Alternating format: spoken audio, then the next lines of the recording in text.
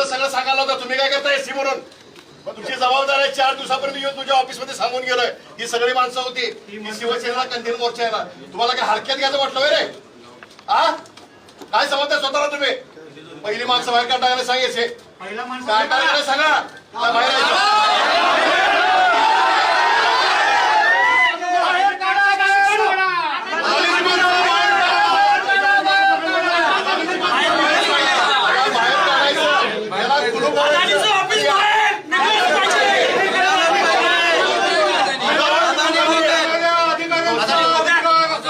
करणं गरजेचं आहे.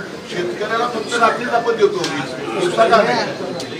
हा पण महत्वाचा विषय आहे ना. कारण 70% तो आपल्या कोकणच्या शेतकऱ्यावर अवलंबून आहे. मी तुम्हाला सांगायला नको, तुम्ही उद्योजकांना द्या त्याच्याबद्दल का नाही, शेतकऱ्याचा तुम्ही विचार करा ना. साप चावतायत, हे चावतायत, शेतकरी मरतायत, श्वास बसतायत.